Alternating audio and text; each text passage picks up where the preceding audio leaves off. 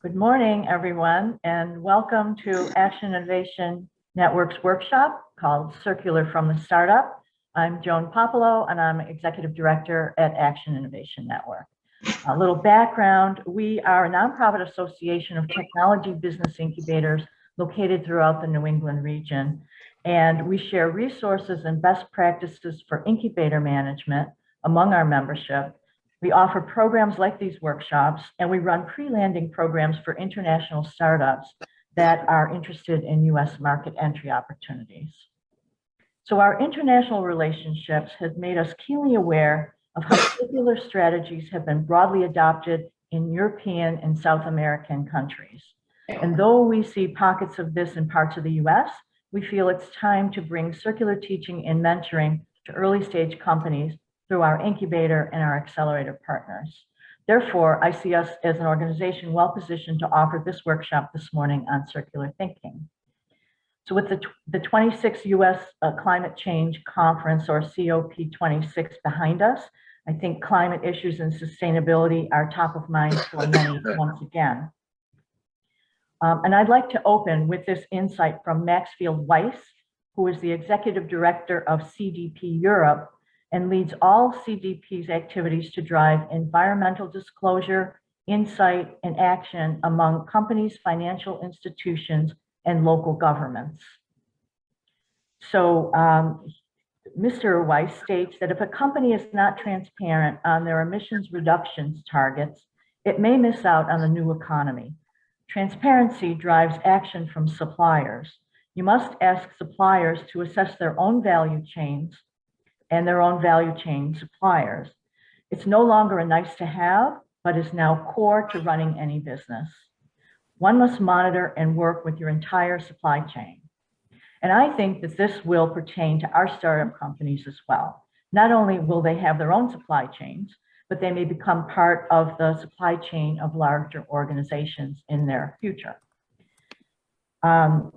So investors are also playing a very significant role, with more than just an interest and sometimes even a criterion for investment being a significant reduction in greenhouse gas emissions or circular supply chains.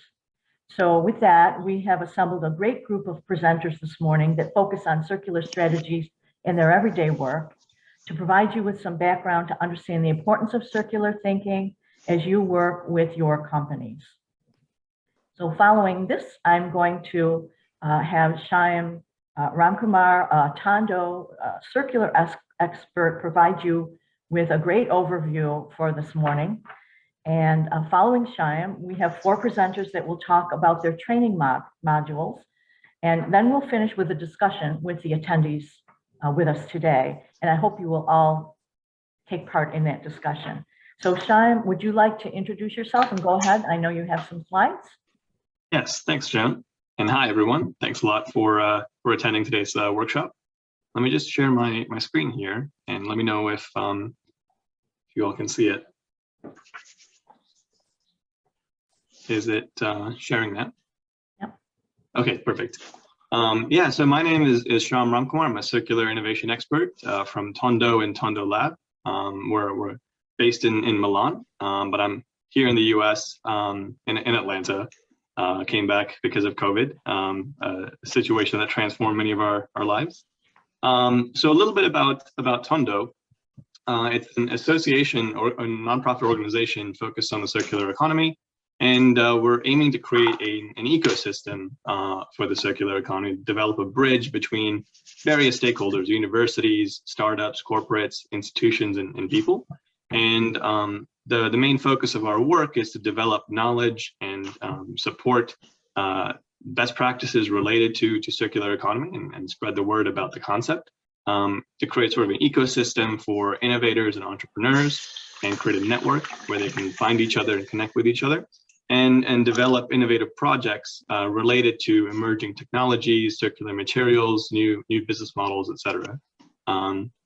And a lot of our work is based in Italy, but we're trying to see where we can collaborate and cooperate in the US as well. And that brings me to why we're doing this. There's sort of accelerating growth in various global economies, our use of different kinds of materials, biomass, fossil energy, et cetera, has skyrocketed since the Industrial Revolution. And all of this is placing a lot of constraints on our planet and our planetary boundaries, but also societal boundaries. And on the right of this slide, you can see this sort of donut model, which has become quite popular recently, to kind of describe how we're reaching the limits of what our planet can handle, but also how we're also not creating enough of a floor in terms of livelihoods for people and some of the social aspects that we want in our society. And so to address all these issues, the concept of the circular economy has been gaining momentum. And for those of you who are unfamiliar with the concept, it's an economic model that aims to transform traditional linear value chains into one that creates loops in the production chain. So how can we kind of maintain products to keep them in use for longer? How can we reuse and redistribute goods, refurbish, remanufacture, and of course, at the very end, recycle materials?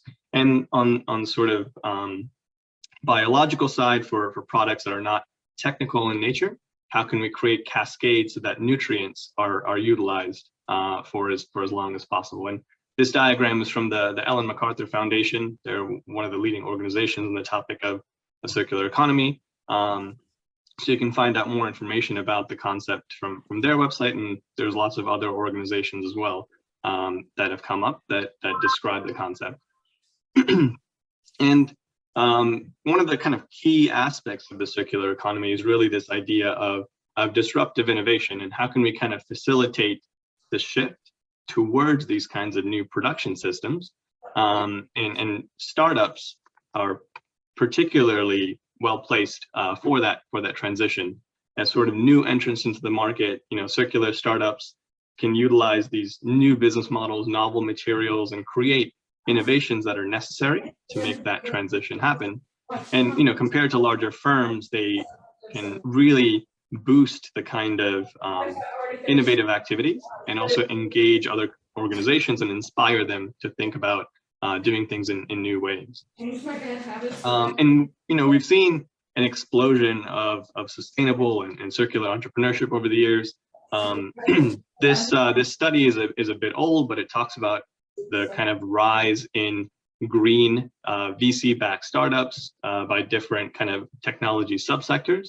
And you'll see that there's kind of a huge influx of sustainable startups and a lot of funding as well that has become available over the past few years to support them. So, the problem is not creating sort of new innovations. I think there's a lot of innovations already. The issue is how do we scale them and how do we make them more mainstream? Many of you are probably aware of the sort of valley of death and the idea that a lot of startups fail as soon as they kind of are created. So that the chances of new startups reaching a scale-up stage are very low, and this is especially true for sustainable and circular innovations. They're usually utilized in very small niche markets. So how can we think about the kind of factors that can help these organizations scale up? It could be government related with regulations, supply side related, industry specific factors that prevent these startups from being able to grow, related to the product and the compatibility of the product, the adopters or the people who are supposed to implement them, what kind of uncertainties do they have? And there's also a lot of issues related to path dependence and how we've kind of locked ourselves into specific technology paths and how do we kind of break ourselves out of it. And there's sort of momentum building to think about it in different ways. And I'll talk about particularly things that are happening in the US, which is quite exciting. Of course, there's the bipartisan infrastructure bill that was passed, and a lot of it is focused on public infrastructure in the US, roads, bridges, etc. But there's elements of it that are also devoted to things like electric vehicles and making our power grids more sustainable, resilience and climate change. How do we introduce that into our economy? So there's kind of momentum building in the States to think about these issues and utilizing circular economy as a way to combat climate change and some of the issues that I mentioned earlier. And there's actually quite a few cities that are developing plans and programs for circularity. From Austin, and we have one of our speakers, Skyra from the city of Austin, to Charlotte, Boulder, Houston. A lot of cities are developing programs and action plans to think about how they can integrate this concept of circular thinking to transform their cities and the businesses in their cities. And businesses as well in the US are becoming aware of circularity. For the past 3 years, Green Biz has hosted a conference, Circularity, to bring together a lot of major corporations and innovators as well to discuss what their plans are for the future with regards to sustainability, circular economy, etc. There's the US Plastics Pact to reduce and minimize the impact of plastics and single-use plastics. A lot of companies are sort of taking on pledges for climate action. The US Chamber of Commerce Foundation has multiple programs related to things like how do we share capital equipment and implement sharing programs, and also discuss sustainability and circular economy and kind of widen its outreach to businesses thinking about this idea. And there's also a lot of interesting consumer initiatives as well to bring this concept to the mainstream. Many of you may have heard of Loop. It's a concept by TerraCycle to basically deliver groceries in these reusable containers, which are then taken back to minimize the impact of packaging. Rent the Runway to sort of introduce the concept of clothes sharing. Nespresso as well has introduced a capsule take back and collection program. The concept of right to repair has started to become quite popular with Repair Cafe, introducing these kind of workshops where people can come in and repair their products. And a lot of companies are sort of getting on board the repair movement so that we're able to kind of fix and maintain our products for longer. So there's a lot of interesting, I think, activities happening in the US and opportunities for startups to take advantage of that momentum to introduce this concept of the circular economy. And then, investors are also exploring this topic as well. In the States, there's the Closed Loop Partners Fund, where they invest in recycling infrastructure, but also a lot of different circular economy initiatives in the States. Various banks, BlackRock, for example, in partnership with the Ellen MacArthur Foundation, created a circular economy fund, which was a huge step in the right direction for the investment community. And various, banks, both nationally and regionally, are looking into ways that they can finance, startups and initiatives that support this new concept. So I think there's a good opportunity to kind of start creating that ecosystem to support these organizations and startups, and figure out how we can kind of build more circular startups. And this slide kind of highlights the growth in accelerators and incubators in the US. And for the past couple of years, there's been a steady increase in the number of such programs, and also ones that are specifically focused on clean tech, on sustainability, et cetera. So there's a lot of innovation hubs that are starting up to help entrepreneurs, innovators, and startups find the kind of support network, the resources, et cetera, that they need in order to establish themselves and grow. So I think, a lot of these programs can also integrate this emerging concept of the circular economy as well. And with this workshop, we really want to kind of bring that up and essentially see how incubators and accelerators can get the resources they need in order to introduce this concept of the circular economy into their programs. So, with typical accelerator or incubator programs, there's, various workshops or sessions to help startups and entrepreneurs think about their concept, identify their product market fit, their business model, their branding, legal aspects, how they can go to market and find funding, et cetera.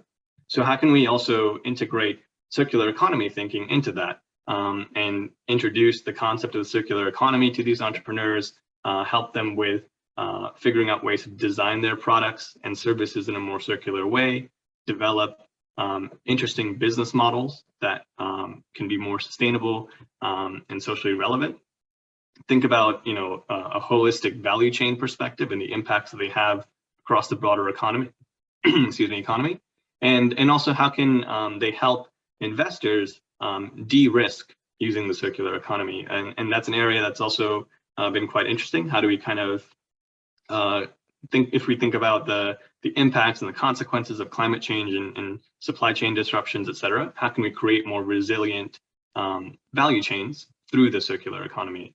So, we wanted to kind of think about what are the various resources available out there in order to create such programs that can introduce the concept of circular economy and circular thinking. And the objective is to kind of create this sort of open source resource. There's a resource out there currently called the Circular Design Guide, developed by the Ellen MacArthur Foundation and IDEO.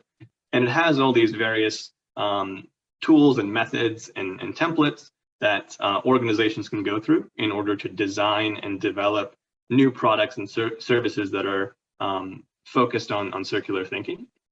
So similarly, how can we create a resource for accelerator and incubator programs so that they can develop programming or resources to support their network and community of startups and entrepreneurs to be able to think along the same lines. And yeah, in closing, I just wanted to say that, very happy to have all the speakers here today. They're all working on this concept of sustainability and circular economy, and they have some very interesting programs to basically support entrepreneurs in their networks with this kind of thinking. So in the next kind of few minutes, you'll kind of hear from each of them about their programs and how they're kind of introducing this concept into with the startups that they work with. Great, thank you, Shyam. And I want to say to all of our attendees today, if some of these ideas are jogging you, please write them down or put them in the chat, and we'll address them at the end. It'll be sort of some tinder for our conversation later. So with that, I'd like to move to Michele Tosi from Trentino, Italy. Michele, please do introduce yourself before you start into your presentation. Tell us what's going on in Italy. Hi everyone. My name is Michele Tosi. I am the incubators and startup unit manager in Trentino Sviluppo. For who doesn't know what Trentino is a small region next to the Austrian border in the northern part of Italy. So is a little, let's say, province, because you probably don't know that in Italy there are a few provinces that are autonomous, and we are one of them. We are about 200,000 inhabitants, and given the fact that we are autonomous, we are kind of, let's say, able to manage our money and our finances, and given the good vision that the politician had in the past, we pretty much a kind of rich region. I would like to introduce you to circular rethinking. I'm sharing my slides. Circular rethinking is a project we launch in our business unit, Trentino Sviluppo. So to have you a bigger view of what we do is the development agency of the province. So we are owned by the public administration 100%, and we are managing also we managing 6 technology parks, plus we managing the industrial areas, and also we finance a lot of tourism area, because our region GDP is based on tourism as well. One of the technology park, one of the technology park managed by Trentino Sviluppo, and my business unit is what you see there, is called Progetto Manifattura, and the specialization of this park is green tech. You can see there is a old area and a new area. The idea was from the beginning, but also the other technology park work on this vision, is that a technology park is not only a place where you provide spaces to the companies and services to the companies, but also where you produce culture, you produce innovation, not only in terms of technology, but also in terms of, knowledge. So the idea was to do something important in that term, also in the circular economy sector. Starting from the consideration that Italy is well positioned in terms of circular economy. You can see there, that's a ranking I found saying basically that in Europe we are not in a bad position in terms of high efficiency in the industrial area. So in terms of use of energy, use of raw materials, production of waste, and production of pollutants. So this high efficiency rating is saying basically that our industries in Italy, our industrial companies are reusing materials, are recycling, are using energy in a sustainable way. The problem is, and the problem we found out, because it is something that is being talked in our country and obviously in our region as well, is the fact that everybody's talking about circular economy. Everybody's talking about the fact that Europe is providing a lot of finance, a lot of funds to finance circular economy project, but there are very few people that know how to, change the process of a company, of an industry in a circular way. So we decided to, given what I said at the beginning, so we would like to be a point of reference in the circular economy sector, in the circular economy environment through our technology part. We decided to be very practical and try to train all the peoples, all the professionals in the company, in the industry that want to change the process from a linear way to a circular point of view. So we launched an academy, and we done this academy twice, so last year and this year. We just finished the second edition. Is a full-time academy where we try to have not too many students, let's just say. It is a kind of academy that wants to be very, very, very near to the students. So we don't want many people. We want to follow them. The idea is also to have a process of collaboration among all the students. Normally, I'm talking about students, but I'm talking about professional people that are working already in their company. They have normally a manager position, and they are being sent to the academy by the company to try to understand better how to change the processes. You can see that I put the program. You can see that is a kind of 1.5 months full-time academy with many hours of training, but also testimonials. All the students are followed by two tutors, which are basically the representative of the company that is one of our partners, which is called Terra Institute. And we also normally go for a study visit. Last year we went to Berlin to see the main important circular project. This year we went to Milan to have a look of the best cases. The school wants to be very practical, so we talk about logistic, packaging, green procurement, product design. So the idea is to, you know, teach these professionals that you can extend life of the products. You can reuse a product, you can share a product or a service. So this is also circular economy.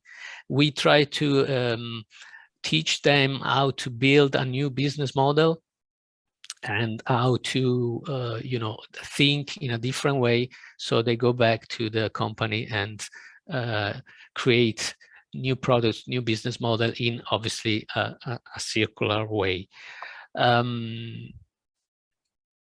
We had seven students the first edition and 7 students in the second edition, but we don't want to stop there. The idea is that circular thinking is not only a school, it's not going to be only a school, so it's not going to be only an academy where to provide theory and practical tools.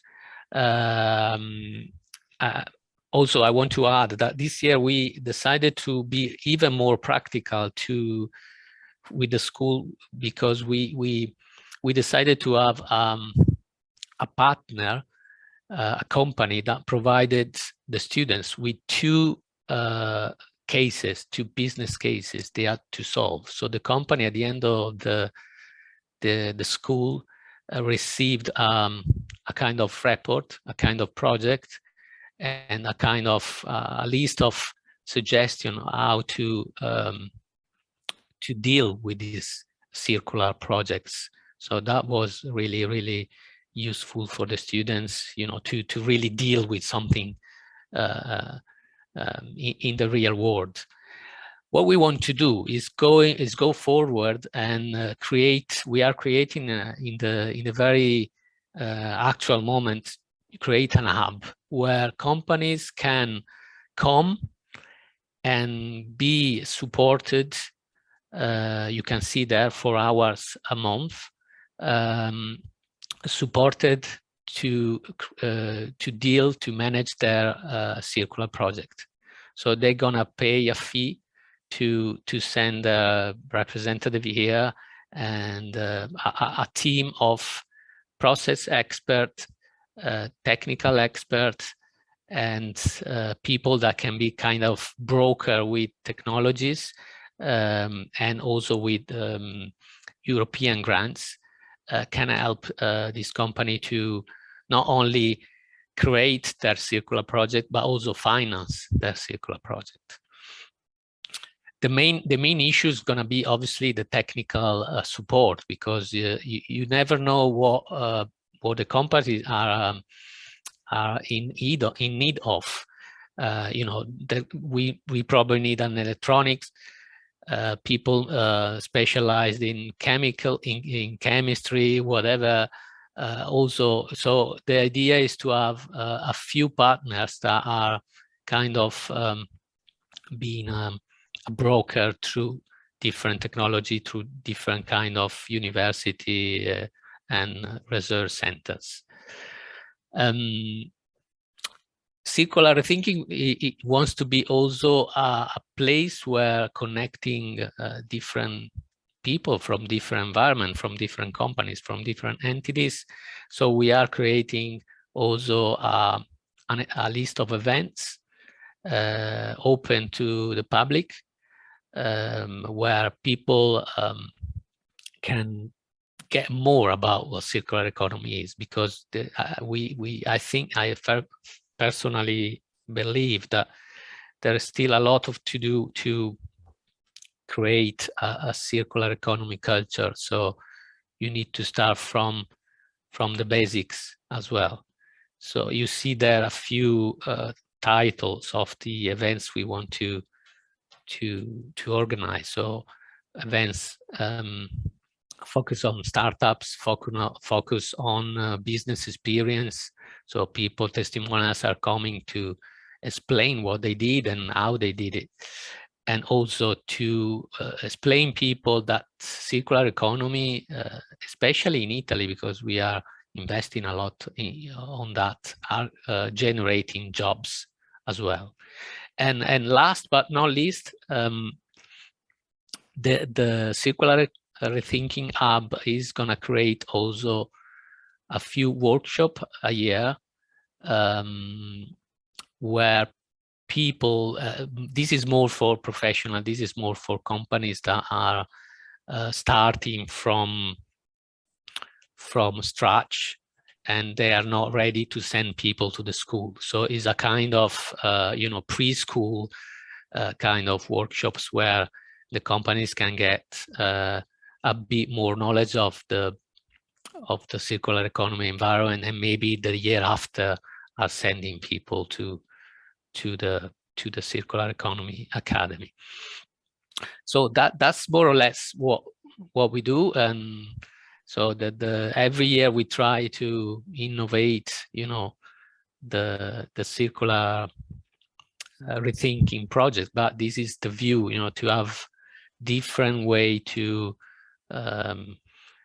create more culture and more practical tools for the companies.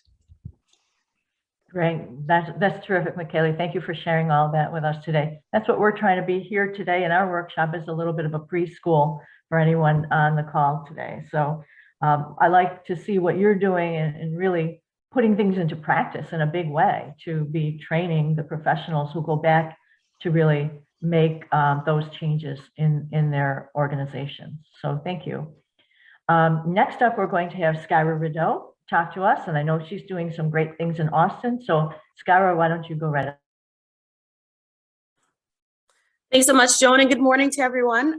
So excited to be with you all today and to talk a little bit about how the city of Austin is working towards, making Central Texas region into North America's strongest circular economy, of course, where every material is put to its best and highest use locally, and where every person has equitable access to economic opportunity, and every community thrives. That's kind of the work that we're trying to do here.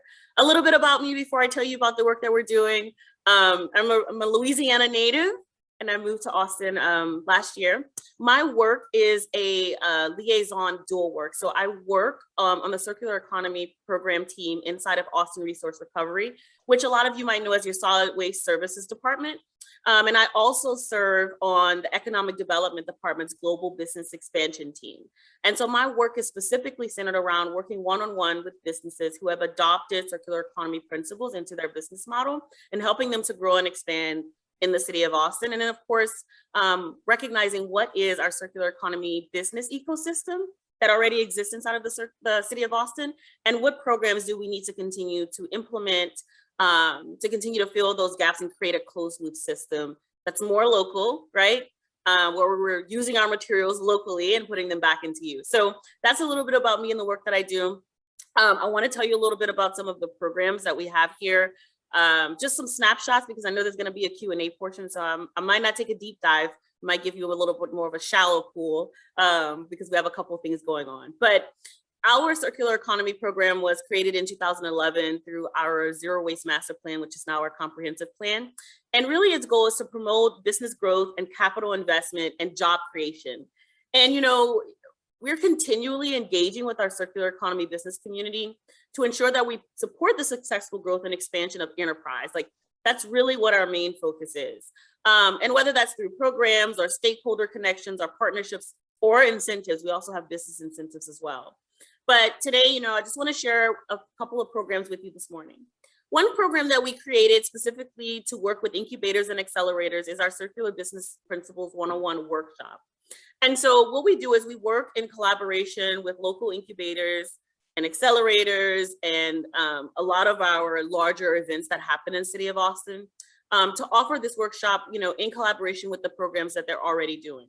And we already know that Shyam did a really good job of talking about how circular economy is really designed around eliminating waste and creating value from resources. And from a business perspective, right, circular economy just makes sense.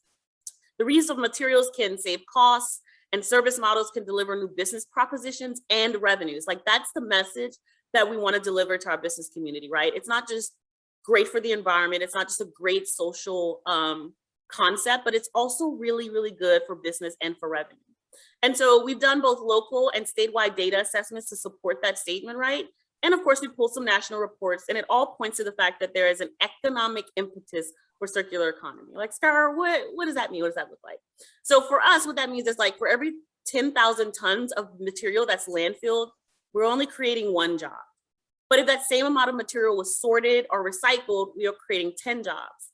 And if that same amount of material was recycled, reused, and remanufactured, we could create 25 jobs. So that's kind of the story that we tell here in the city of Austin around the work that we do. And I know, again, Shyam talked a little bit about the Ellen MacArthur Foundation, and they talk about their pledge to the circular economy to build back better, right? And, you know, we've all been in COVID and all the things that have been happening, the devastation from that, particularly around our businesses, right? Particularly for us, some of our circular economy businesses as well. But part of their pledge says that as the world continues to face unprecedented challenges, we are more committed than ever to accelerating the transition to a circular economy and creating solutions that combine economic opportunity with benefits to the wider society and the environment. So when we were thinking about our circular economy workshop and what it was going to include, you know, we described the larger circular economy principles that are already being used in larger business models. So other companies that are kind of already doing this, it's like 93 large fashion companies throughout who represent like 12% of the global fashion market have made circular economy pledges. Coca-Cola's World Without Waste campaign, I don't know how many of you guys have heard of that. And then of course, IKEA's ambition to be 100% circular by 2030, which is a big deal for us in the state of Texas, by designing all of their products to be 100% circular.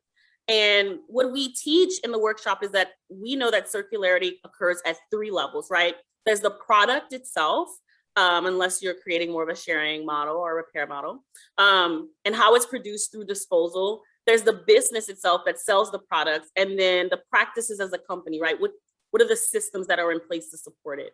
And they're all different aspects of the circular system, right? You have policy, you have business, and you have planetary and environmental components, and then you have your people component.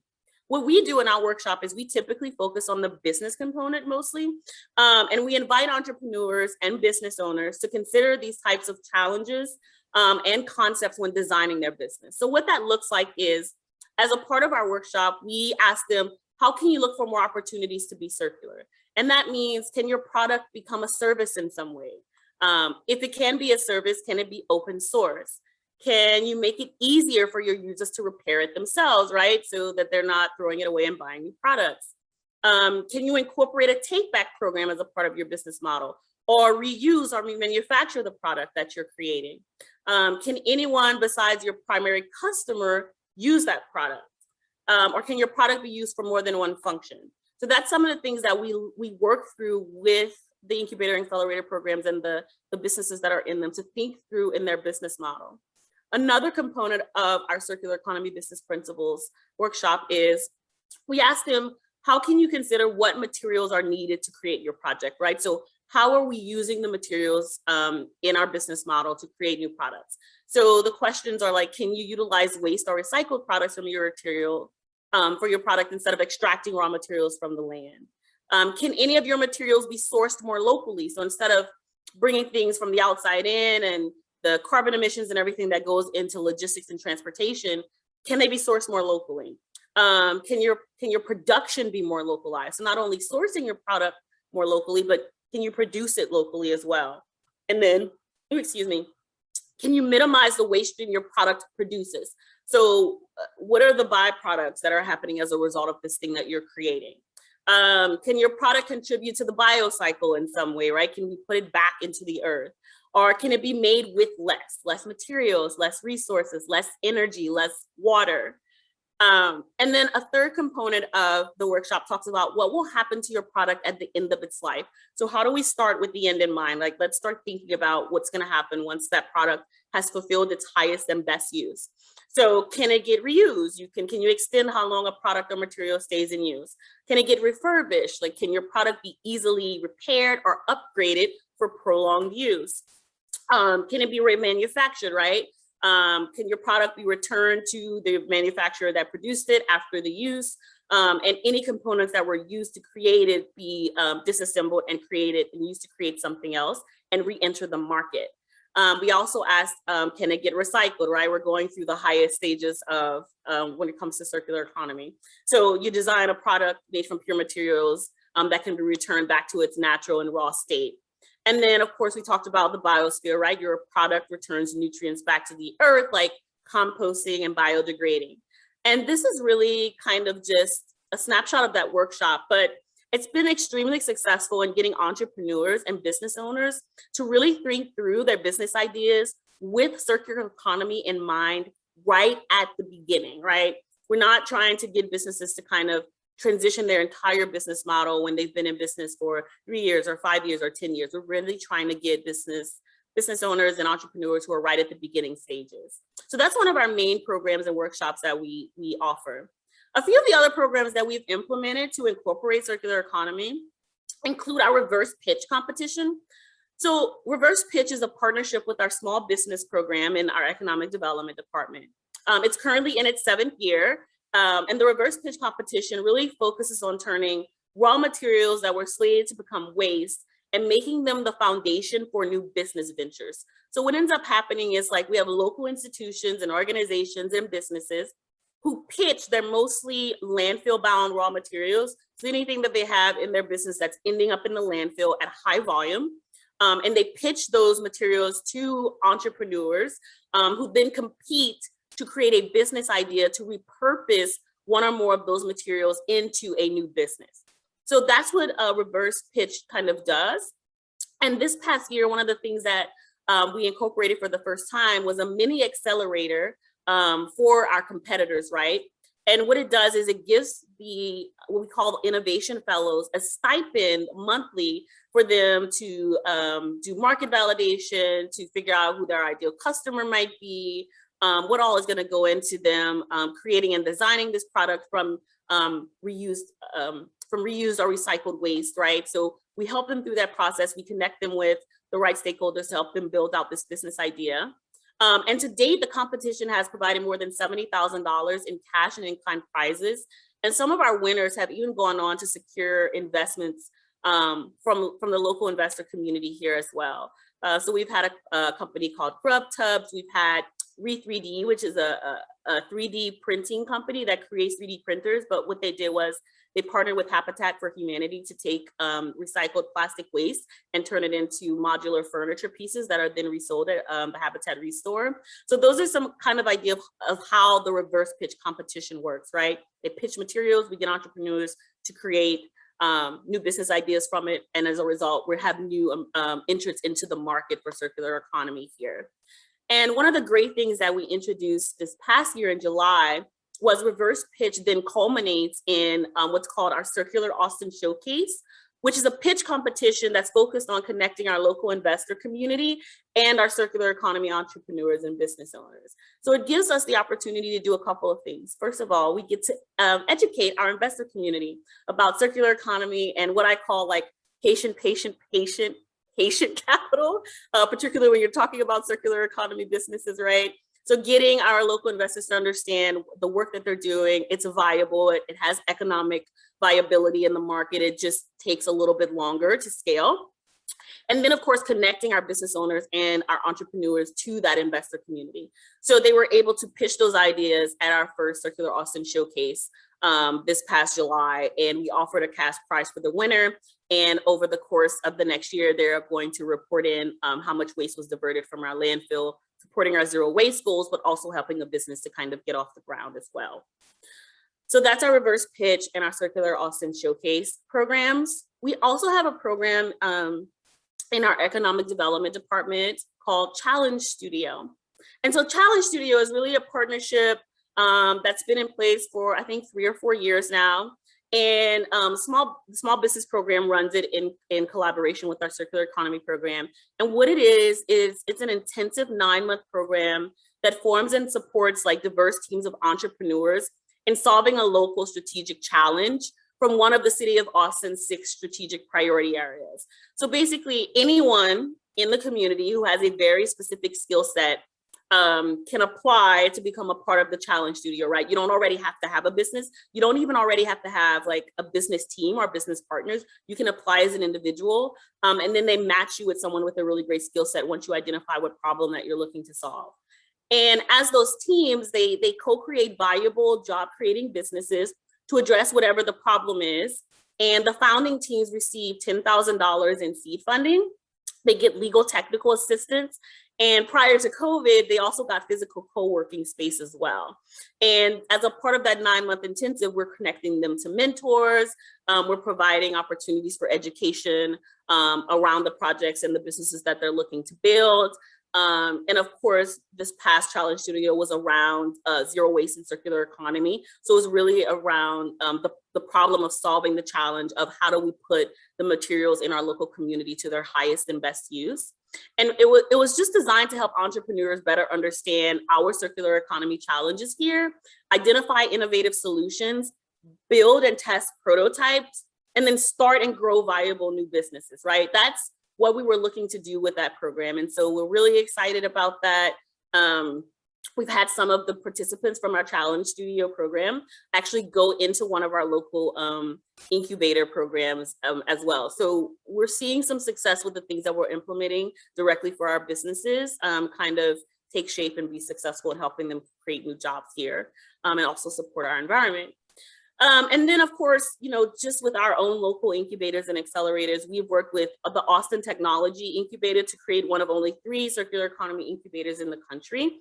And so the ATI Circular Economy Incubator really works across the state of Texas to co-design and pilot and test circular economy technology. They're really into like deep tech and clean tech around circular economy. And then and also business model innovations. And they want to make sure that they're finding viable solutions to reduce waste.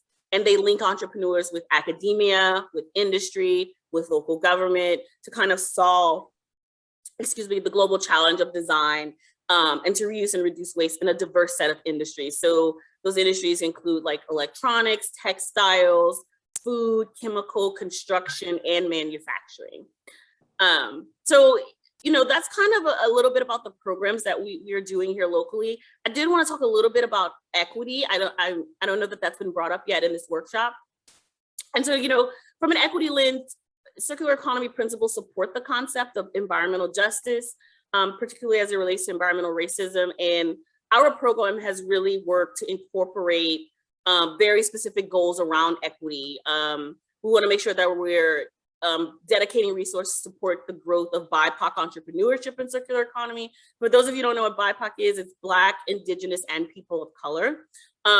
We want to make sure that our program's economic development work, which is the work that I do, prioritizes initiatives that advances the living or the thrivable wage within the city of Austin. And it's providing higher job opportunities with career progression ladders from individuals from under-resourced or underrepresented communities. And then of course, our services and our communications materials are offered in multiple languages, and we're actively engaging in those communities.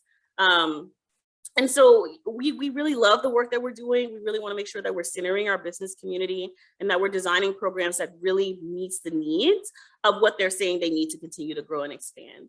So that's just kind of a higher level overview of the work that we're doing in the city of Austin. Really excited to be with you all this morning. Looking forward to your questions. And thank you so much, Joan, for inviting me. Thank you again, Skyra. Again, every time I hear you present, it's like awesome. I can't believe the amount of work that you're doing. And that's just Austin. Imagine if that happened in every city across the country. So really, really excited for what you're doing on the economic development side. You're really putting all of this into action. So thank you again. Yeah, I'm sure there will be a lot of questions for you at the end. But let's right now move to Andrew McHugh. Andrew, you're up. All right. Thanks, Joan. Hi, everyone. My name's Andrew McHugh. I'm a senior circular economy consultant at a firm called Metabolic, based in Amsterdam in the Netherlands. I'm originally from Boston, Massachusetts, though. I do have a few slides to share with you, so I'm just going to put those up on the screen right now.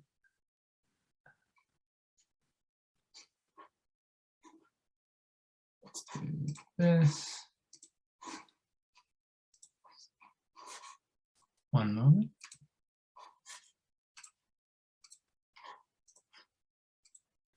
All right, I think we should see it here. So today I'm going to talk about Metabolic's sort of version of systems change and the circular economy and how we apply this to ventures and entrepreneurs and innovation. To give you a bit of background on where I'm coming from, Metabolic is an ecosystem of 5 different organizations working towards global systems change to build an economy that is meeting all human needs within planetary boundaries. To that extent, we have a consultancy, a research institute, a software building firm, community foundation, and what I'm going to be talking about today, our not-for-profit Ventures Foundation. This venture studio tries to funnel ways of getting the research and insights from our consultancy, research, software, and foundation integrated into new forms of developing, designing, funding, financing, innovative circular economy businesses that are not aiming at surface level change, but actually aiming at deep systems change. So why are we doing this? We've heard a lot of background on the circular economy, so I'll go through these a little bit quickly, but last year, for the first time in human history, man-made products outweighed the total mass of all life on Earth. So we're making a lot of stuff. But our production system and our economy is linear. We are extracting vast amount of resources, and only less than 10% of those materials are recycled or reused within our economy each year. So that's a huge amount of material that is going to waste. And that means that typically what we're doing is we are extracting resources and they gain value, they gain complexity through this whole laborious process that is structured across the world, these global supply chains of manufacturing, assembly, retail, and they get to a user halfway across the world, whatever it is. And that's where a product or material has its highest value. But after that point, we do nothing and we just fall right back down the value hill. When that user is done with it, for the most part, it's going straight into disposal. Where it's not worth anything. So ideally, we don't do that anymore. We move towards a circular economy. We've heard this already. In a circular economy, we're going to add in these R strategies on the other side of the value hill. And this speaks to a little bit more of what Skyro was talking about with the economic incentive towards circularity. What we want people to be thinking about in a circular economy is that keeping materials in use at their highest level of complexity is also their highest level of value. So a product's highest level of value would then be maintained if it is repaired, if it is reused, if it's shared, but also if we're reducing the amount of raw material we're consuming for it in the first place. It has greater environmental value in that sense. So I wanted to introduce this here because we often hear in circular economy discussions a lot of stuff about getting to zero waste without any sort of differentiation in the value of recycling versus refurbishing versus repairing versus just sharing in the first place. And this value hill introduces 2 words that I think everyone should know: upcycling, where you take a product or material and you turn it into something more valuable, and downcycling, where you take something, a product or material, and you turn it into something less valuable. These are sort of complements to recycling, and it introduces the concept of environmental and economic value along with it. But it's not just about materials. So this is unfortunately how a lot of electronics recycling happens in the world today. So at Metabolic, from this systems thinking perspective, we do want to take a much broader, more holistic perspective. We don't want to build a world where we're only recapturing materials at their highest value, but making life miserable for people or for the biodiversity that we need to support human life. So we take a more holistic approach. I don't need to go through all of these, but just to know that where this systemic ventures assessment that I'm about to talk about comes from is that we are taking a more holistic approach to circular economy, to meeting human needs within planetary boundaries that are going beyond materials, including energy, water, biodiversity, health and well-being, and several other indicators as well. So we take this understanding of the circular economy and what does that mean from a ventures standpoint, innovation, entrepreneurship standpoint? Well, really it means that our current problems are huge. They're really urgent. And we don't have time for solutions that only address symptoms. We need to get down to root causes, and those root causes are deeply, deeply embedded in the status quo. There's a lot of incentive from people in power, from infrastructure, just sort of built up incentive to keep things as they are. And so far, existing forms of social entrepreneurship have largely failed to create dramatic systems change. There have been successes here and there, but it's not creating the widespread change that we're looking for. So when our venture studio took these problems into account, they started to think about, how do we channel all of this information we're getting about systems thinking, about all of these global problems in economy, environment, society? What does that mean for an innovator? What does that mean for an entrepreneur who's trying to start a business to create change in the world? These are the principles we came up with. We want entrepreneurs to start with understanding their challenge as comprehensively as possible, so they can understand what its root causes and drivers are, where other solutions have failed, and where the sort of opportunity areas are. For this, we think systems analysis is a really good tool. Systems analysis is usually, or systems thinking is usually looking at the relationships between entities or topics or materials, rather than optimizing for only, I don't know, food security in one neighborhood. You might be looking at the interaction between food security, waste generation, incomes, health and well-being, and quality of life, right? So we want to be looking at those interactions rather than optimizing for a single outcome. That's what systems analysis is usually telling us to do. We want to be making our goal not just to change, to revolutionize one industry, but we want to have a knock-on systemic effect, not making the world a little better. We're moving from incremental to dramatic systemic change here. And we believe that the enterprise itself, the business itself, is a vehicle to achieve a mission. It is not there for the sake of making money. It is there for the sake of changing the system. And in that case, money is a resource. Like any good system, it needs the resources to keep it running on its own.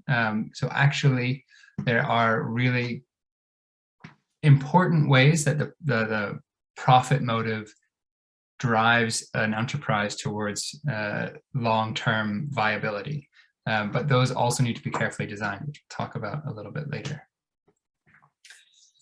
This is a really quick overview of much more detailed information that I've linked to at the end of the presentation, and I will share through Joan afterwards.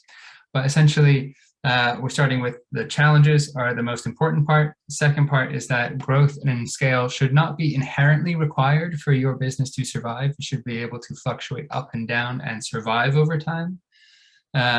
Piece 3 is that we want a systemic venture not just to be aimed at some impact, but actually to be built around a theory of change, which is in the beginning, this is what we think is the root cause. This is how our solution is going to change it. And this is how that is going to evolve over time and how we're going to measure our impact. The fourth part is that the impact has to be structurally embedded into the DNA of the company, even down to its legal format and the way that finances are raised.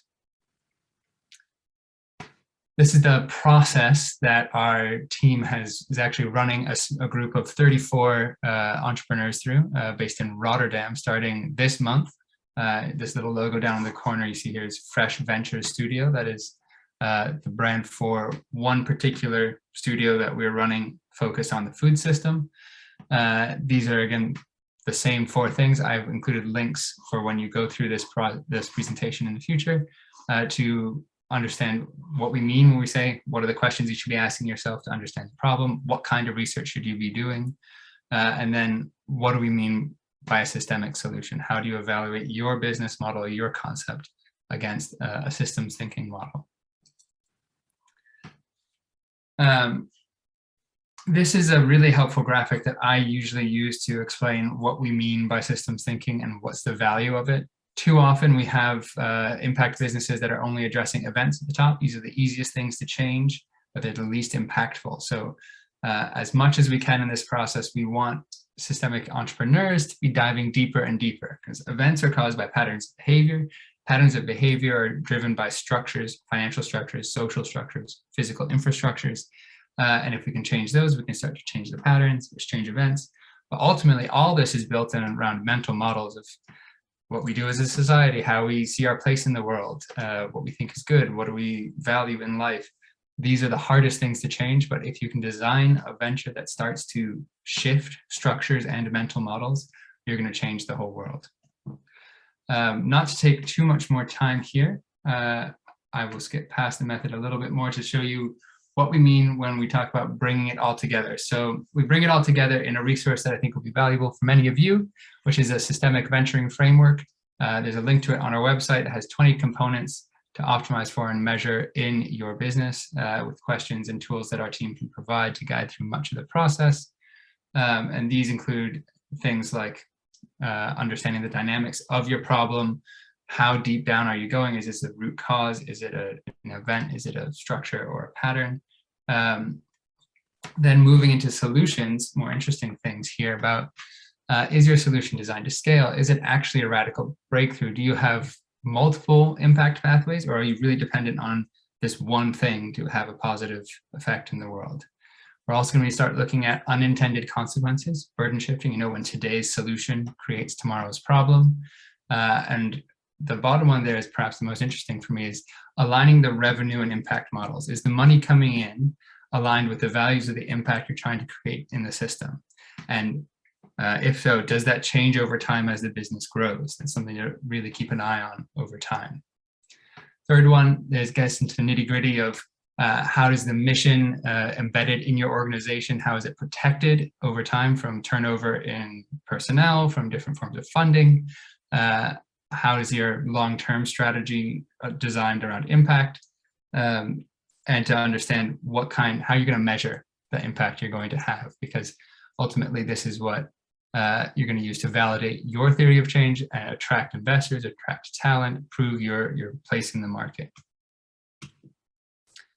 And finally, on the execution, we want to make sure that leadership is very not only mission aligned, but mission capable. And of course, you have to have customers for your business to work. Most of the time, if we're going to have a systemic impact, we can't do it alone. We're going to need partners as well. And these are the resources that I've linked to the end. So when I share this deck with you all, these are links, active links that can take you through a number of resources on our website that can help dig into these questions a little bit more, dig into what I mean by systems thinking in a more practical sense, and what does it mean for your business.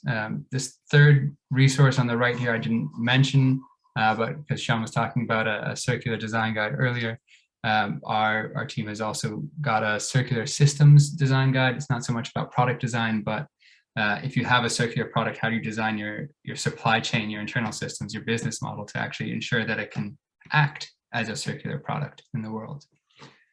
I will stop there. Thank you so much for listening. I do see a question in here, but we'll get into Q&A later. So I'll pass it on to Joan for the next one.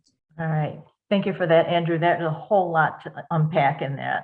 And I do want to say that this is being recorded. We're going to get all of the attendees, all the decks that people have shared with us this morning, and also a number of other resources. So you can have time to go back and really look into this a little deeper in the areas that you really want to focus on.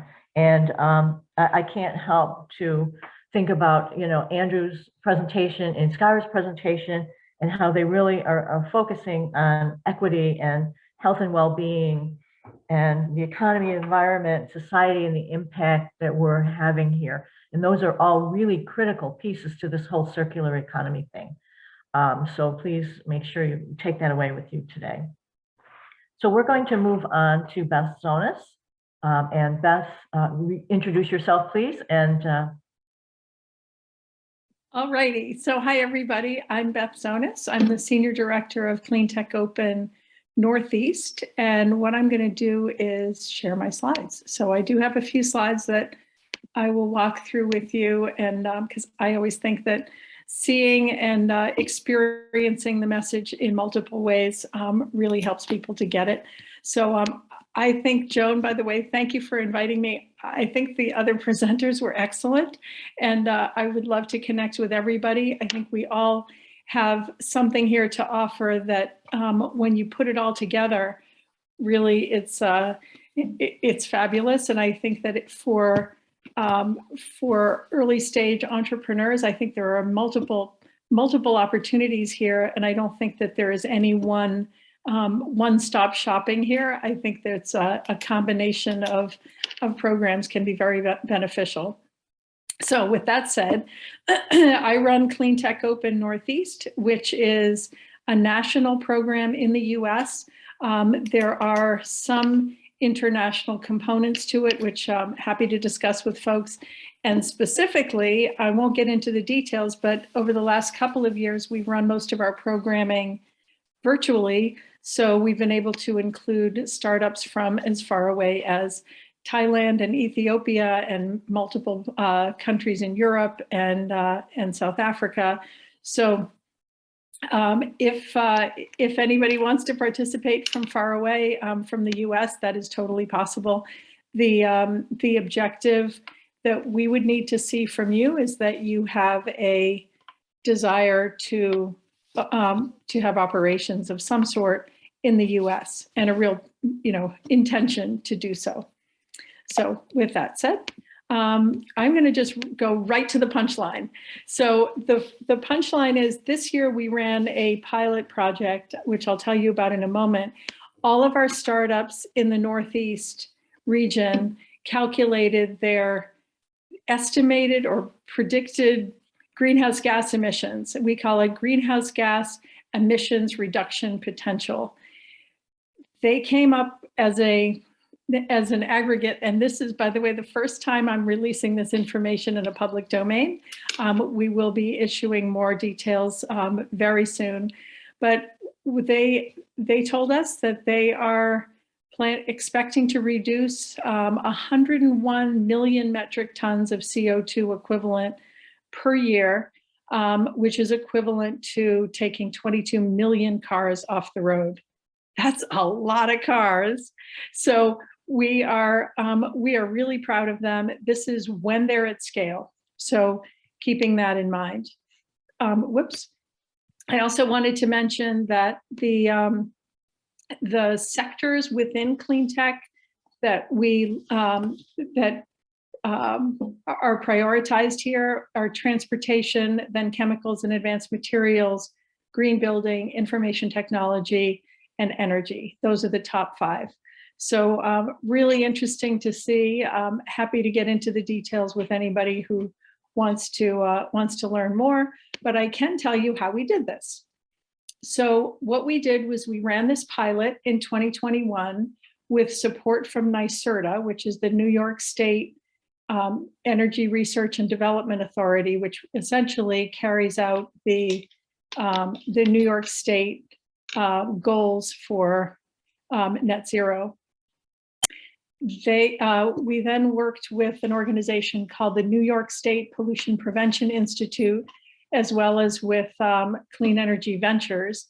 The New York State Pollution Prevention Institute's email URL is here. It's a group within the Rochester Institute of Technology. So it's rit.edu and then affiliate/NYSP2I. And then we also worked with a group through the Clean Energy Ventures, which has a tool called the Simple Emissions Reduction Calculator, or CERC. And you can find that at cleanenergyventures.com/simple-emissions-reduction-calculator. Essentially, what we did with these two organizations was to create a workbook, multiple webinars and business clinics, so that all of the startups got a chance to do one-on-one with an expert and walk through their estimated reductions. So really great. They all worked through the workbook, created some calculations, and this is really a great head start for all of them in conversations with investors. So let me tell you a little bit more about what we're doing. I had a moment to add this slide because I thought it was helpful for you all to see when Skyra mentioned diversity and inclusion. I think it's important to know that we are also really serious about diversity and inclusion. And I think this is a huge part of getting climate change right and within the 1.5 degrees C. We are very proud that we have, in this current cohort, we had 62% of our startups had a woman founder or a minority founder or both. And you can see the other statistics. We are working to improve these. At some point, maybe it'll be 100% that there is diversity across everybody. But in terms of having, every founding startup have a diverse founder of some sort, so that there's a nice mix. And we know from statistics and a lot of research that diversity makes a huge difference. So that's in terms of productivity. And then on the other side, it's also about making sure that everybody is included and that we are reaching all sectors of the population. So what is Cleantech Open covering? We cover pretty much everything that can be considered to have an environmental impact. So the categories that probably would have most play in the circular economy would be agriculture, water and waste, and chemicals and advanced materials, although there are other possibilities in other categories, I suppose. So curious to know how Cheyenne might look at that. But what are we doing? So this is exactly what Cheyenne and Michele were talking about.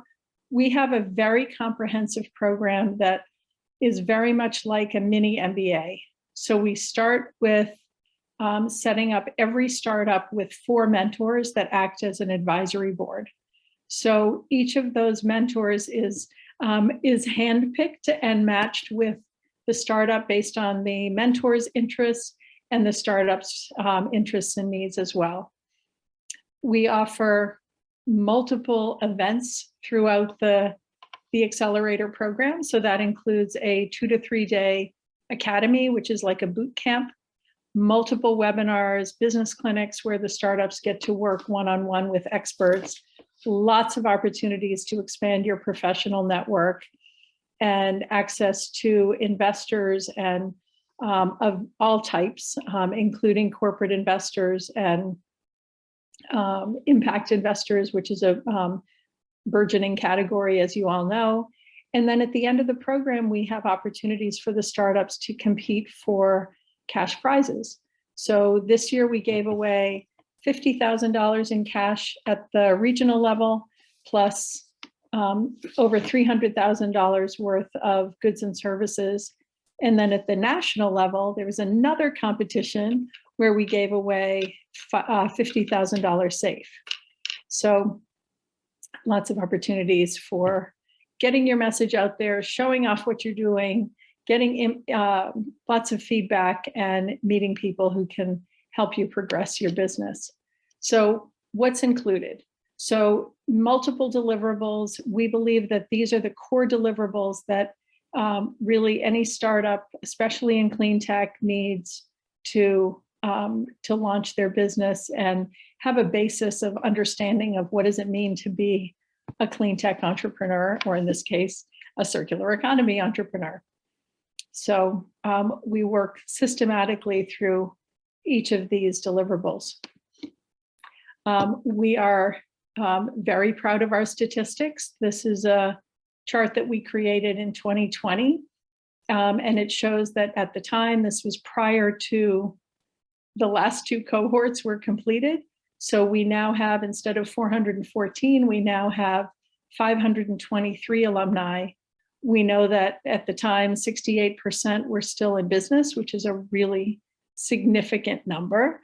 We know that they had raised over $653 million and were earning over $279 million and employing over 3,300 people.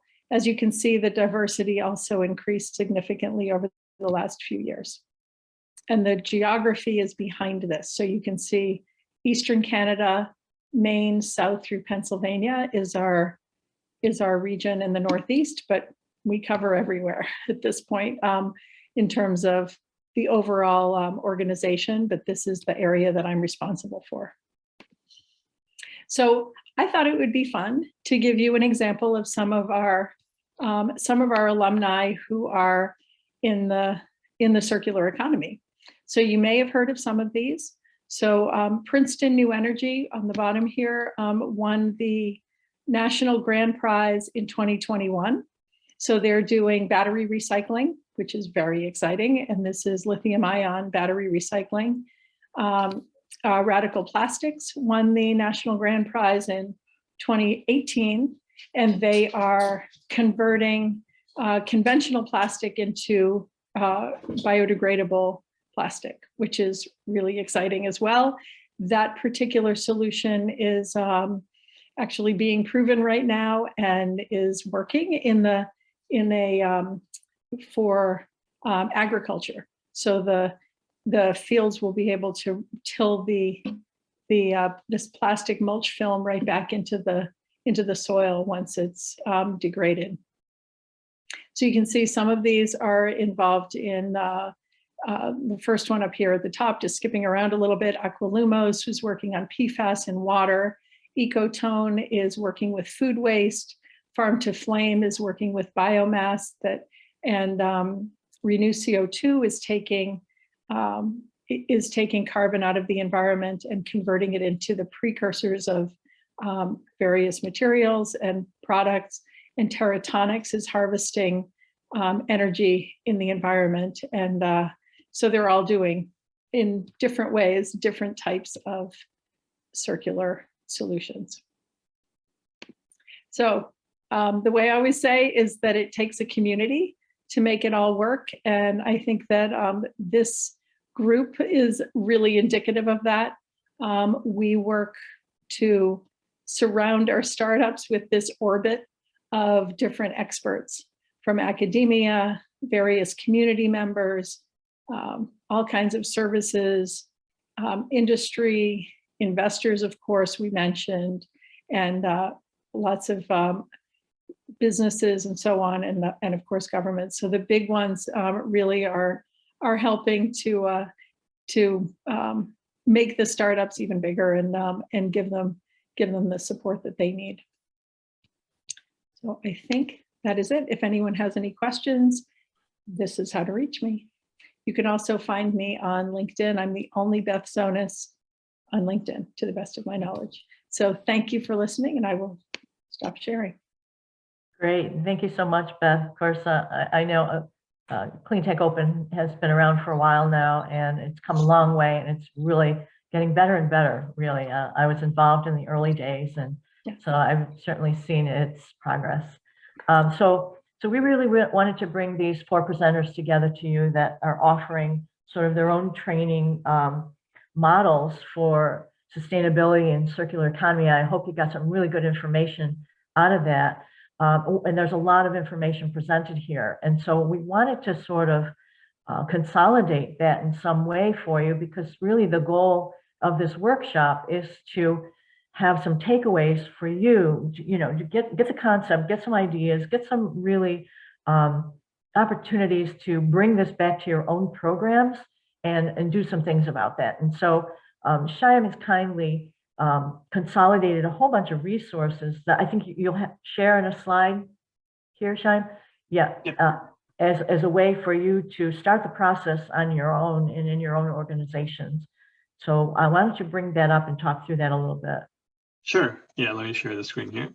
Yeah, as Joan mentioned, we wanted to kind of take some of the things that you heard today and put it together so you can also take a look at how you can piece together some of these resources from what Andrew presented, what Skyra presented, what Beth and Michaela presented, in order to see, what are the different pieces that are available and how you all can potentially do something similar to some of these speakers and design your own circular economy program using these building blocks. And so what we did is under each of these kind of headers, gathered a lot of links for resources. So what are resources out there to help you convey to your entrepreneurs network or your startups and innovators what a circular economy is. So the 7 pillars that Andrew presented from Metabolic are in here, along with the butterfly diagram from the Ellen MacArthur Foundation, and different kinds of organizations that have conveyed, what is the concept of the circular economy. And then there's a lot of resources. We'll share this presentation with all these links to things like the systemic venture building resources that Andrew shared, the circular rethinking program that Michaela shared, and other kind of organizations that have come up with various tools and worksheets and methods to help emerging organizations understand what they can do within their own business ideas to make it more circular, or think from scratch on what they can do to develop a circular company, and design their products and services using that thinking. And along the lines of business models and new business models, et cetera, we've included some resources on circular business model canvas, kind of reshifting or reframing the conventional business model canvas thinking to consider circular economy and sustainability elements. So there's a lot of resources here from different organizations. And with value chains, really trying to understand things like the value hill that Andrew shared, and how you can think more systematically in terms of where your organization fits in with the value chains that they work in. And then the elements of like de-risking and what are kind of risks that your startup could address in the current linear economy that might be helpful for conveying that to investors, to get them to think about, and motivate them to kind of support the startups once they've developed their ideas. So yeah, just a few kind of resources and links, and as I mentioned earlier, we wanted to make this an evolving kind of resource as well. So if there's new things that come up, if there's workshops or methods or tools that you all use as well, it would be great to kind of create a sort of shared resource that everyone can use in order to help design their own programming around circular economy.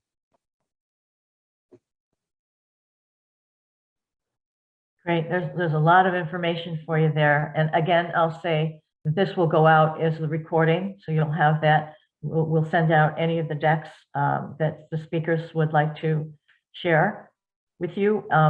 And please stay in touch with us. Now, one thing I don't know is where all the people on this call have come from. We really build it for incubators and accelerators, but I think there's probably a broader audience here. But what I wanted to do in the time remaining is sort of engage in a conversation with you on, I mean, this is pretty complicated.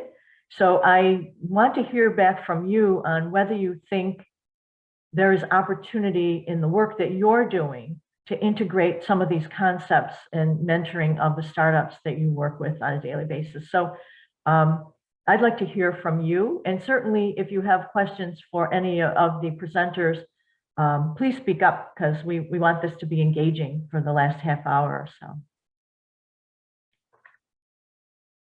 And just go ahead and unmute yourself and just speak up if you have something to share. Joan, I'll jump in on that. I'm Tom Kinnaman, and I run a business incubator just north of Boston. And I think the question divides into two pieces for us. One is companies like Radical Plastics, which was one of our members. Another one is Nth Cycle, which just graduated from our incubator, that is recycling batteries, recovering scarce materials from existing batteries, which we all know we don't want to repeat the experience of the nuclear industry of leaving that problem to later. So we have companies that are working really right on target on the circular economy. But the challenge I'm finding much more is in companies that are doing other things in clean tech that aren't really addressing the sustainability. And Beth, you and I have talked about this, Beth Sonis, that people often have a very good concept of how they're going to improve the grid or do something else in the green economy, but they're not actually looking at their own impact and how when they scale the their own business, it's not going to be terribly green. So that's the one I'd throw out to the group, is how do we build that in right from the start, that we get people to look at their own supply chains, not just what they're doing, but the impact they have. Yeah, I think I'm going to second that. Thank you, Tom. I'm Karina Sotnik. I'm the founder CEO of World Upstart. We help international companies enter US market in medtech and healthcare, but we also help governments and academic institutions around the world to build their own innovation programs around academia. And so as I was listening to an amazing presentations, thank you all so much. I was trying to envision how to incorporate it into our work. And the biggest question for me is how to incorporate it with companies in life sciences and medtech, right? And I see Joan nodding her head because she also works with companies in that field. I would love to figure out a curriculum or elements of curriculum to help those companies, because I'm sure that even if we're not talking about products that could be recycled, there are elements that I cannot think of to help them understand how to be more of a circular economy. So would appreciate any pointers there, but a terrific presentation. Thank you. I'm nodding my head, Karina, because I've thought about this a lot too. It's difficult, right? Because the medtech world and the life science world has to keep everything so sterile, and they discard so much, especially think about everything that's been discarded through this COVID period. So how do we address that sort of thing? And I keep thinking that it's sort of got to come from top down, from some of the large suppliers of some of this. So folks like Medtronic, or the major big suppliers of these, we have to get them on board. So from top down and bottom up. So the small companies have to start thinking about this from the beginning, and building into their products the sustainable materials. But also the big guys have to take responsibility and maybe set up take back programs or something like that, where they complete that life cycle. Or anybody out there have any Joan, experience with this? I can jump on that, having run a business in Europe, and perhaps the colleagues here who are in Europe would concur with this. In many places in Europe, if you supply a product, you have to take the packaging back, or you have to make sure that there's a way to deal with it. And there actually can be cost savings in that. We put in I'm in the chemical industry originally, and we put in a chemical packaging recycling effort that actually saved us money in the end. And I won't go into the details, but it can work if you just make it that we're going to do this. Yeah, and if I can just interject, I mean, we're working with pharmaceutical companies that are that have zero waste plans in multiple areas, from energy to water to plastic, and they care. They want to know what startups are going to come up next. And then we had a very interesting startup come through last year called Polycarbin, POLYCARBIN. And they're working in the medical waste industry, taking the plastic medical waste and processing that, cleaning it, and enabling it to be reused. So there are, once people see examples like that in their sector, I think they can see that it can work, right? And so I think it's both, it's all the different players that need to act. It's policy needs to be there to encourage it, and the big corporations need to be there to pull the solutions in, and the startups need to be there to work on the solutions that can make a difference. So Joan, could I quickly jump in? This is Rudy. I'm a board member. Going back to Tom, I think we have to be clear about startups and their, shall we say, lack of adopting sustainability concepts, as well as established companies, examples that Tom's given.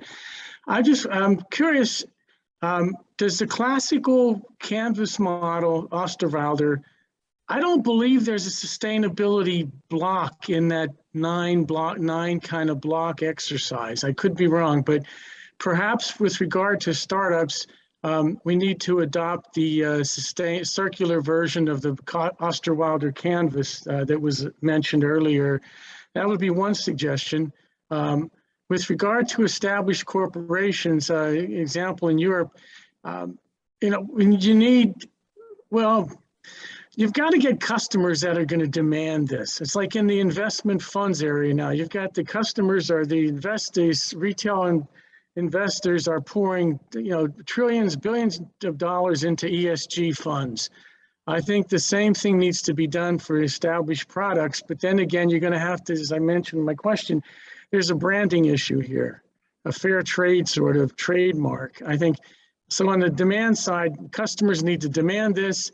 And then on the producer side for established companies, as Tom alluded to, you need some institutional incentives, some policy changes, some carrots and sticks to make these sustainable practices economically viable so that market forces are driving this, again, within the institutional context. That's my 2 cents, guys. Thank you.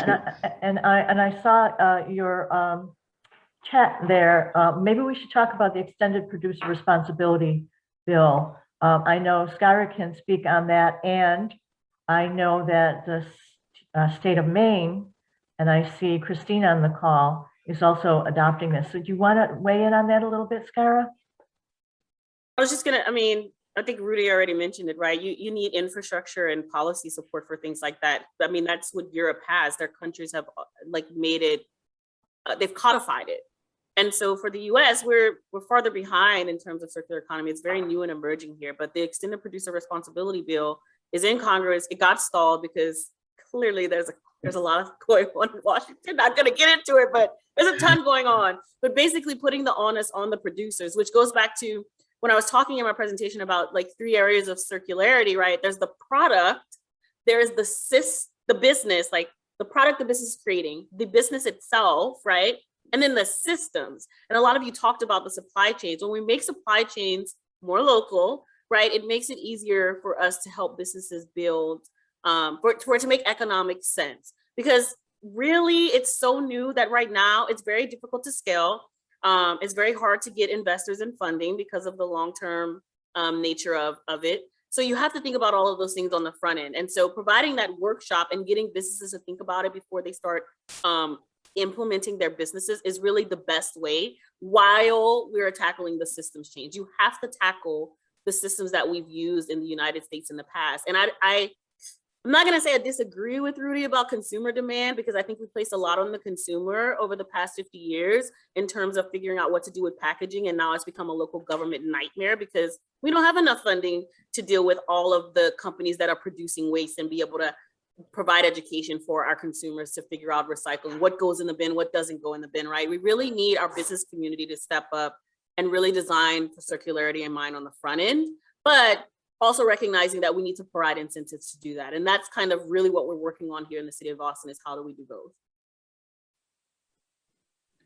John, can I jump in as well? Please do. Yeah, you talk about policies, and I agree. But I want to say something to, Karina. I don't see her anymore. Because I think the real challenge is not only about waste. I know that maybe in Europe we've done a lot, and in Italy even more, because each company has to pay a kind of fee that is supporting consortium that are taking all the packages, all the waste, and managing the waste. So this is all well, I think, organized in Europe. The real challenge is not to talk about waste. The real challenge is not to get there. So the idea is, that you need to design that's the real thing we're trying to train, and we're trying to put in companies' minds, is to avoid to create waste. So you probably know an example that didn't go very well, to be fair. That was Fairphone. The Fairphone was a Dutch phone company that tried to build a phone that was all dismantleable. So let's say you break your camera there. If I break the camera of this phone, I need to buy probably a new phone. While Fairphone said, okay, whatever you break there, you can change it. Just the camera, just the battery, just the button, whatever you breaking. So to make the life of the product being extended as much as possible, and to make a product being repaired as much as possible, as long as possible. We try to introduce through the academy, through the hub, circular economy also into the mechanical design world, because let's say a big machine, a big tool, normally, you know, you design that machine in the most efficient way, without thinking when you have to repair it, when you have to make maintenance, and maybe when you maintain it, you have to change big pieces of the machine because you didn't think about that in a circular way. So that, I think, is the big massive challenge. And what we're trying to push is circular economy is not only talking about waste. It's trying to go back to the design of the product and reduce waste from the beginning. Obviously, the other challenge is to make that become profitable for the companies, because otherwise, it's just theory. It's just, an ideal world.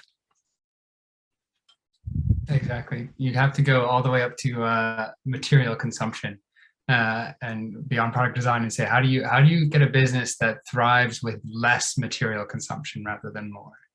Oftentimes, just from the material standpoint of the circular economy, you're thinking about a bathtub. There's two kinds of ways you can address it. You can plug the drain, or you can turn off the faucet. Plugging the drain, you have a big challenge. That's reusing existing materials that are out there. Is that almost no product on the market today is designed for repair or reuse or circularity. It's designed for obsolescence, or it's designed for maximum profitability, and then whoever designed it should wash their hands of it. This is true in buildings. So especially in things that have longer lifespans, like buildings, you need, there's two sort of categories of interventions that are needed. One is, what's the best thing we can do with what exists already and keep it as valuable as possible and as safe as possible, making sure, if that thing has toxics in it, can we safely retire that? And the second is, can we create new versions of that product that do not go straight into landfill or recycling afterwards, but are actually designed for repairability, for modularity, for disassembly. And oftentimes you'll see a lot of folks in the circular economy preaching similar values like right to repair or open source everything or whatever it has, because this is the kind of stuff that you need to be able to navigate the complex world of today's products.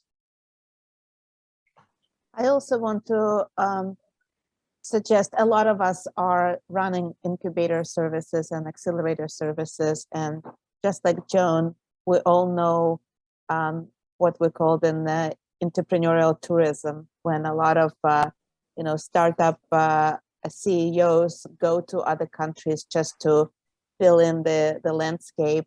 And I think moving our services online solves a lot of those problems of unnecessary travel.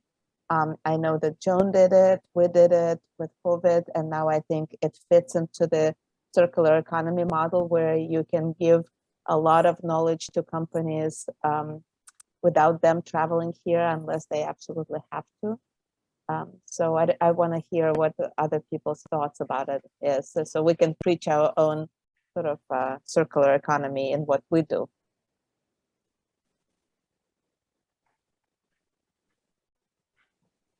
Simon, did you have your hand raised? You wanted to say something? Yeah, I just wanted to, before addressing Karina's point, the question that she asked earlier related to, what do companies in the life sciences do? And that also related to the question, I think, that was asked before about for the non-energy clean tech related companies, what can they do? And I think some of the things that Skyra and Andrew and the others presented in terms of asking these questions, like, what goes into my products?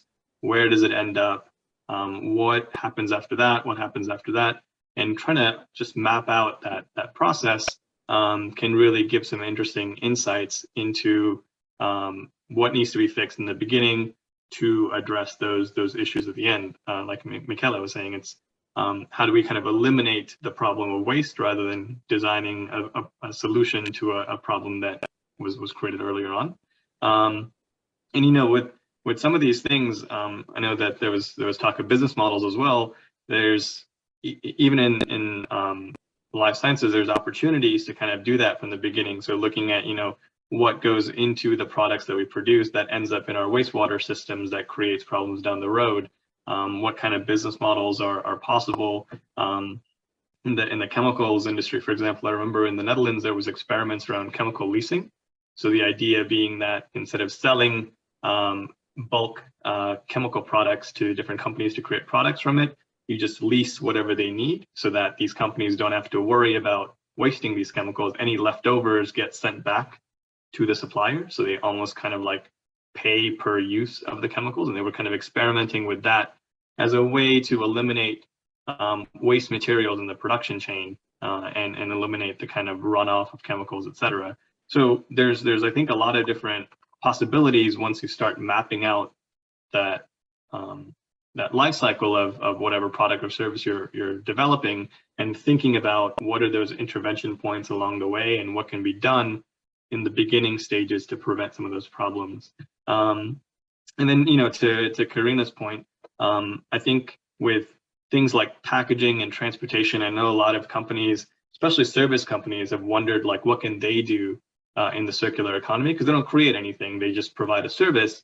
So then they look to things like, what can we do in our offices, or what can we do in our transportation systems, et cetera. But when I was working in Europe, we tried to challenge these companies to stop thinking about these kind of very incremental changes they can make with their business, with transportation, et cetera. Of course, it has a big impact.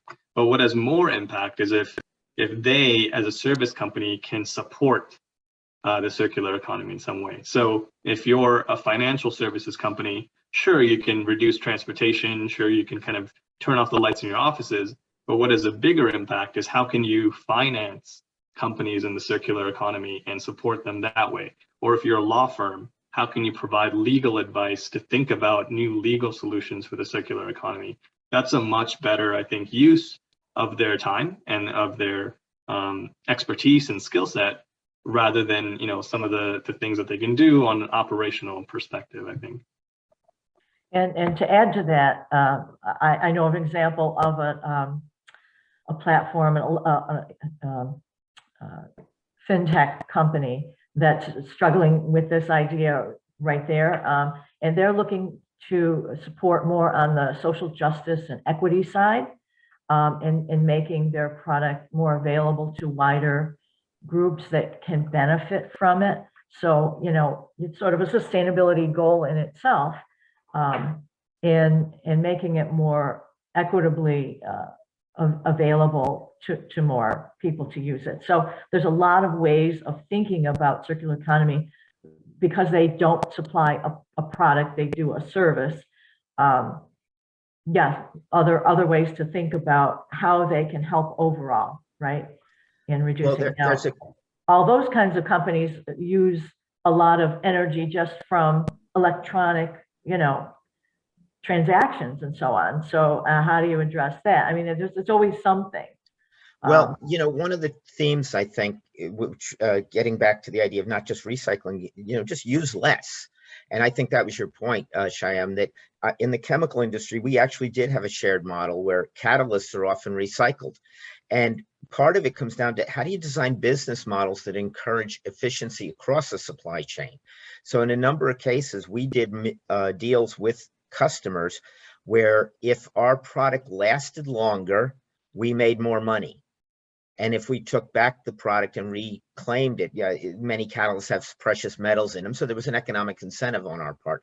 But by making a more robust catalyst that didn't break down as quickly, that lasted longer, that gave higher efficiency, we did a deal where basically we made more money if there was a higher conversion efficiency, which ended up using less raw materials at our customer site. So, you know, those models can be developed, I think, and are really probably more impactful than taking the chemical back. You know, Right. if you use less and your customer uses less, or you don't use it at all. Another example on the life sciences area, we're also a life science incubator, is one company came to us that had developed a dosing machine that didn't use pipette tips. Pipette tips are like an enormous waste stream. It's very hard to reclaim. Well, it doesn't use pipette tips at all. Now, it is a little bit more capital investment to put that in, but it was very clear that the payback on financial terms was under a year, and on any kind of other ecological measure, it was really great. Yeah, and I think, you know, to your point, there's, and to what Jen was saying as well, there's all these things that I think services companies can think about in supporting that. I remember also in the Netherlands, in the construction sector, one of the big problems is, for example, stranded buildings. Like, it's more expensive to actually dismantle or demolish a building than it is to kind of do something with it. So just leave it there. It's just like an empty building, completely abandoned, that nobody knows what to do with it. It's really expensive to take it down. So what they considered is, you know, from a development contract perspective, can we build in clauses where there is money allocated towards the demolition of the building 100 years from now, so that there's a responsibility there and there's resources there for somebody to kind of take care of this when it reaches its end of life. So, you know, it's also thinking about how do you kind of build in those incentive structures. So it's not just about materials and recycling, et cetera, but a more holistic perspective as well. Yeah, you could include that in the valuation model in terms of scrap value of the building being negative. So it reduces, it can reduce the valuation. That's just a technical point. I'm sorry. But I think those technical points matter. I think that's, I'm a big believer in market-based things. When you're running a business, if the incentives are aligned with doing the right thing, it's easier to do the right thing. Particularly when terminal value, it accounts for about 60 to 70% of total project value on average. So that's my finance for today. Relationship between the impact economy and the circular economy. And I work with Karina Sotnik at World Upstart. I'm the managing director. This is a fascinating conversation. Thank you so much to our speakers. And in our world, we're hearing a lot about the impact economy, and so how companies and startups are trying to lean towards that, away from the startup economy. And particularly in Israel, that's sort of been a big thing. And I would love to hear more about the synergies that we can develop between these different areas, because I think that there is a lot of overlap. So thank you.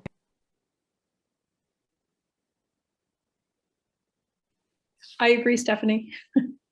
Definitely. That's why we did the greenhouse gas emissions reduction potential this year, because everybody's asking, at least in our world, they're all asking, what is it, how much are you actually making a difference in the environment? So now they can at least have that initial conversation. It's a start.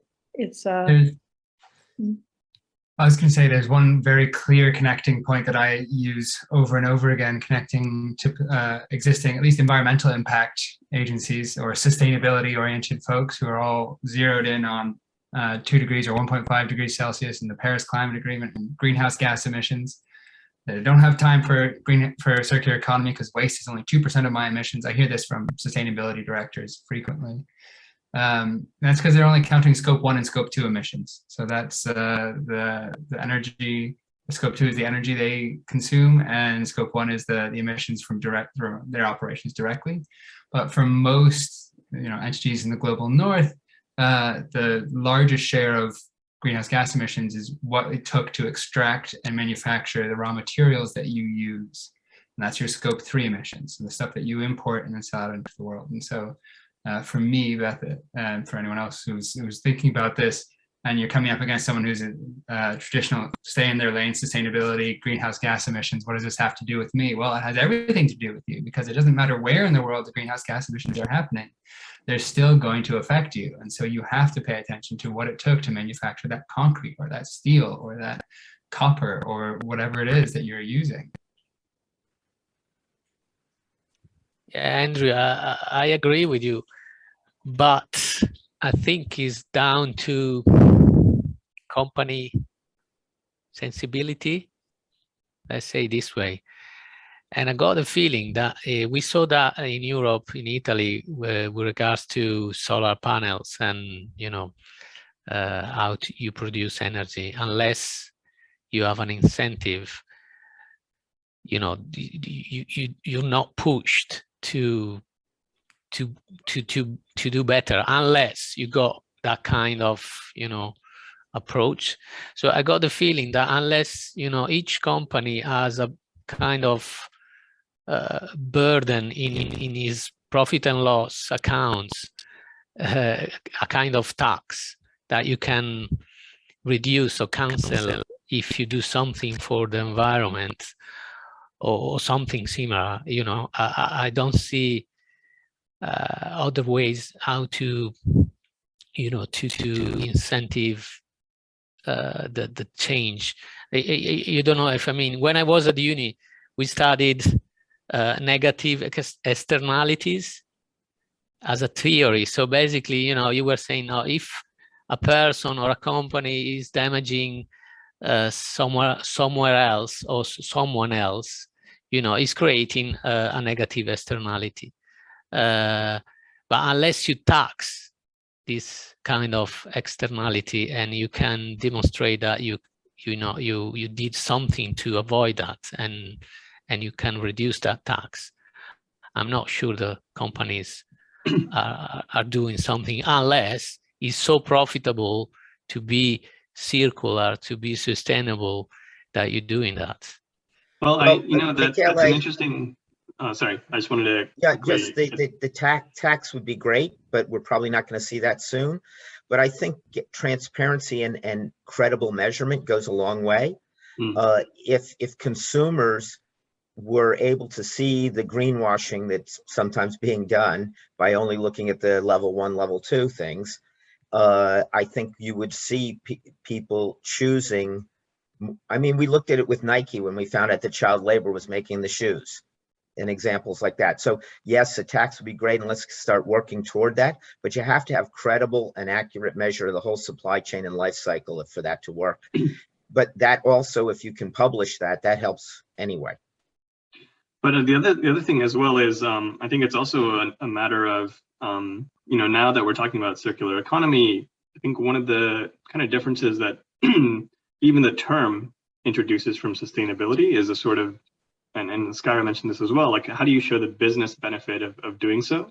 So it's not a compliance issue that you have to kind of comply with regulations. It's not a cost stamp issue. It's sort of a way to future-proof your business, a way to kind of remain profitable in the future, and allows you to have cost savings or improve your revenue in some way, et cetera. But I think it's also interesting, I think the investment community has picked up a little bit on this, is how can we look at circular economy and sustainability as a de-risking strategy? So, you know, by polluting the planet, by doing all these things, you kind of create potential disruptions to your business that you might not see immediately, but you'll see in the future. So to what extent can you like minimize that and make your businesses more resilient to those potential shocks?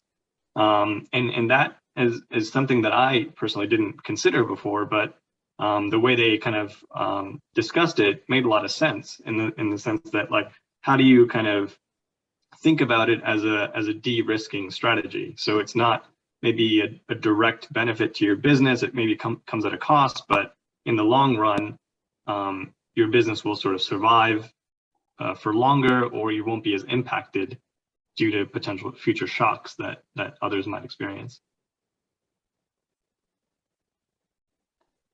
I was maybe also just going to offer something quickly if there's still time. Absolutely, Thanks. go ahead. Thanks. So I'm Jack, and I'm actually talking to from Edinburgh in Scotland, and I work with Karina and with Stephanie in World Upstart, and I've spent a bit of time in the US, but obviously I've just came out of university, so representing a bit more the younger generation. And from what I've seen, certainly in university, sustainability is a circular economy. It's gaining traction, but a lot of the time it's seen as a quite trendy niche opt-in kind of thing where, you know, it costs more money, it's quite trendy, but like there isn't really a whole lot of enforcement. And it's maybe a comment for the young people is how do we get them to actually realize that it's their world? And a lot of the time it's still a bit of a carefree attitude.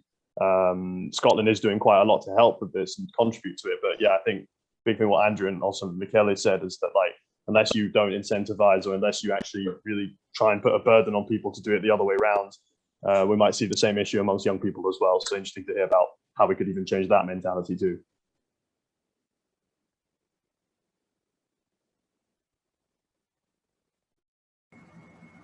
Yeah, that is interesting. I think a lot of people take for granted that the younger generation cares more about this stuff. And so that there's an expectation that they would take on the mantle. But that is interesting that you mentioned that, Jack, that there's still work to be done to kind of make sure that they do consider these things. Yeah, and I just have to say that, you know, startups wouldn't be able to get traction if their solutions were not economically viable. So this is part of the commercialization process, and we have several of our a few of our clean tech open mentors here, like Tom and Amy. But I think that you know that you can't sell something unless it makes sense. So that's kind of obvious, maybe, but our startups are making it work. That's not to say that every single solution that we need is going to be economically viable. I think there needs to be policy that pushes people in the right direction. And as somebody said earlier, some policies can have unintended consequences, but we got to think through those. But it is interesting. I think the younger generation is definitely leading the charge in many ways here. And that's a good thing. We need the charge. So lots of urgency.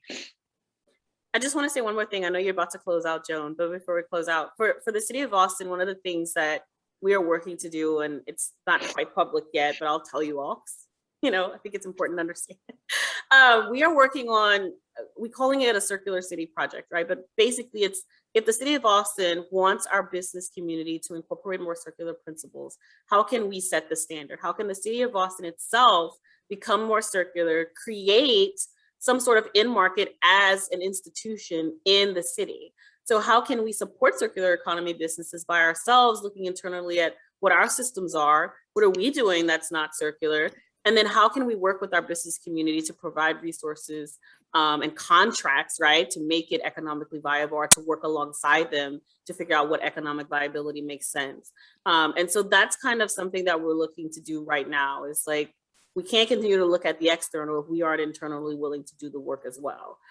So that's, I think, something that can be modeled in other places as well. It's how can our large institutions, our education systems, our government organizations start to do this work as well. And then it can extrapolate out into our business community. Well, you're an excellent model for that, Skyra, and we all want to follow your lead. I know there are a lot of cities that are thinking similarly. Shine put up a few on the slide earlier.